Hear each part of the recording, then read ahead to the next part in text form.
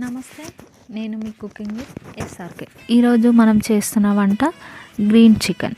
దానికి కావాల్సిన పదార్థాలు 10 పచ్చిమిర్చి, సగం కట్ట పుదీనా, కొత్తిమీర, కప్పు పెరుగు అన్నీ మిక్సీలో వేసుకొని మెత్తని పేస్ట్లా చేసుకోవాలి.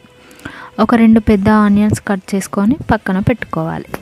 మ్యారినేట్ ప్రాసెస్: 1 kg చికెన్ తీసుకొని నీట్గా కడిగి పక్కన పెట్టుకోవాలి. అందులో 2 టేబుల్ స్పూన్ అల్లం వెల్లుల్లి పేస్ట్, 1 టీ స్పూన్ పసుపు, రుచికి సరిపడా ఉప్పు, మిక్సీ పట్టి పెట్టుకున్న గ్రేవీ కలుపుకొని 30 నిమిషాలు పక్కన పెట్టుకోవాలి. ఆ తర్వాత అడుగు మందంగా ఉన్న పాత్ర తీసుకొని అందులో 3 టేబుల్ స్పూన్ ఆయిల్ వేసుకోవాలి. నూనె వేడెక్కిన తర్వాత 3 బగారాకులు, 2 దాల్చిన చెక్క, 5 లవంగాలు, 3 యాలకులు, టీ స్పూన్ సాజీరా వేసుకొని కలుపుకోవాలి.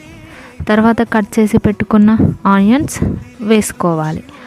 అవి లైట్ గోల్డెన్ బ్రౌన్ కలర్లో వచ్చేంత వరకు వేయించుకోవాలి.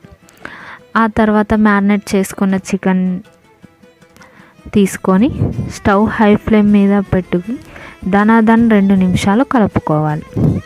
తర్వాత మీడియం ఫ్లేమ్ పెట్టుకొని 15 నుంచి 20 నిమిషాలు మధ్య మధ్యలో కలుపుకుంటూ ఉడికించుకోవాలి.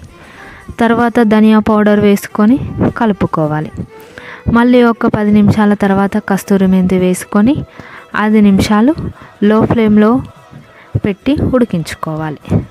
తర్వాత ఒక టేబుల్ స్పూన్ ఫ్రెష్ క్రీమ్ వేసుకొని కలుపుకొని స్టవ్ ఆఫ్ చేసుకోవాలి. అంతే, గ్రీన్ చికెన్ రెడీ.